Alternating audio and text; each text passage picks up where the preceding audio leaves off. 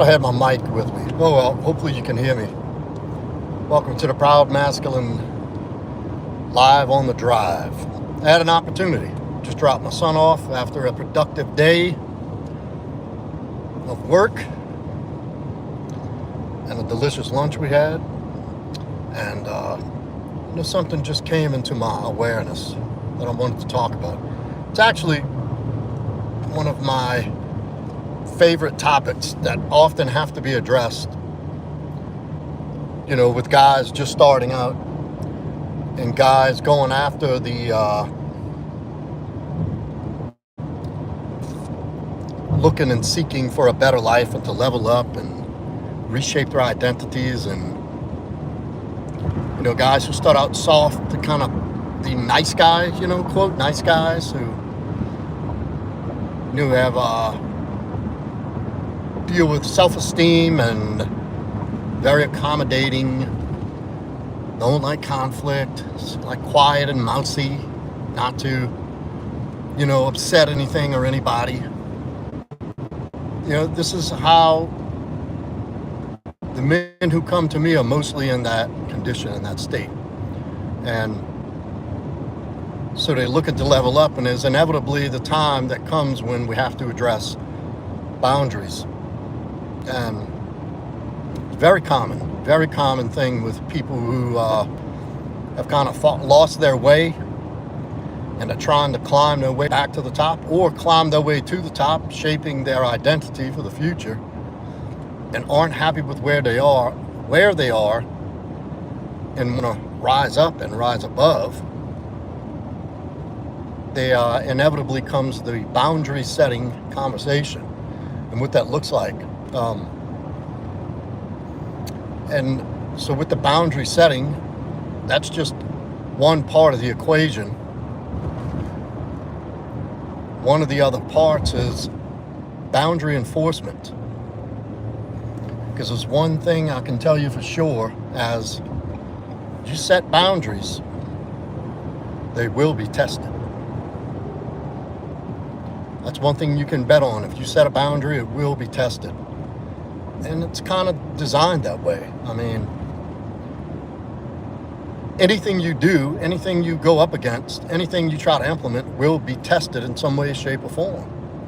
You say you want to be a business owner, well, you're going to get some tests to see how much you really mean that. How much do you really want that? You're going to have successes. You're going to have setbacks. You're going to have failures. You're going to have lessons. And by failures, I mean you're going to have goals set that you're not going to meet, or it's going to fall apart and you're going to have to rebuild. So it's not even a failure. It's just another, I'd like to look at it more as an obstacle. Relationships will be tested. And that usually takes place in the form of boundaries and boundary testing. So what I want to talk about today is the self-respect. And part of your self-respect comes boundary setting. Boundary setting and boundary enforcement. That's a very underrated aspect of life where self-respect is gained. The other things like being a man of your word, that's, fucking awesome. That's amazing. Doing what you say. Taking care of your body, taking care of your business, being ambitious, setting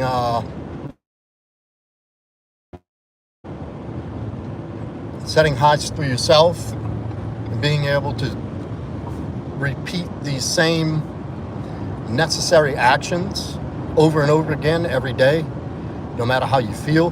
That's all little things that contribute to a high self-esteem, a healthy self-esteem, self-confidence, and self-respect. One of the big factors of that is how you allow yourself to be treated. So that goes hand in hand with setting boundaries, is how you allow yourself to be treated. When you set boundaries with people about the way they treat you, you're saying, hey, I expect to be treated this, and this. And that's a way of you communicating, is this is how I expect to be treated, this is how I'll treat you. And if you cross these boundaries, here's what's going to happen. And at some point, that boundary will be tested, and you'll be tested to see if you really mean that. Like, does this guy really mean he won't be tolerated being talked down to and treated like a piece of shit? Let me see. And it will.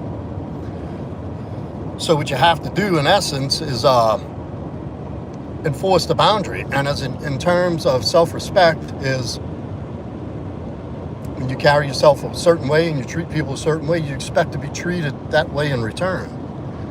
And I say I live by, lead with how you want to be treated. Lead with that with other people.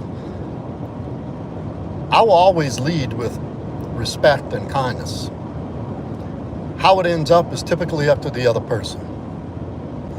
And that took some work to be able to see things through that perspective. And when that boundary, when that self-respect is being encroached upon, when that respect, that mutual respect is not being delivered or reciprocated back, it was a little uncomfortable at first having to address, like, hey, wait a minute. You don't speak to me that way, or don't talk down to me. My name is Joe. Call me by my name. I don't tolerate people talking to me like that. And, if this behavior continues, here's the consequence. And it's a little awkward at first, especially if you always carried yourself as a little mousy and a little reserved. Having to yourself can seem a little weird at first, like unnatural. But if that's your disposition, that needs to be changed immediately. The longer you wait, the longer you let something go, the harder it gets to come back from. And what has been proven to me and countless other men, when something arises, you address it immediately. You don't let it get to a point where you have to reel it all the way back in. It's that much harder the longer you let it slide. So whether it's a girlfriend, a wife, a parent, a business associate, a friend, if somebody's crossing said boundaries with you, it's in your best interest to address it immediately.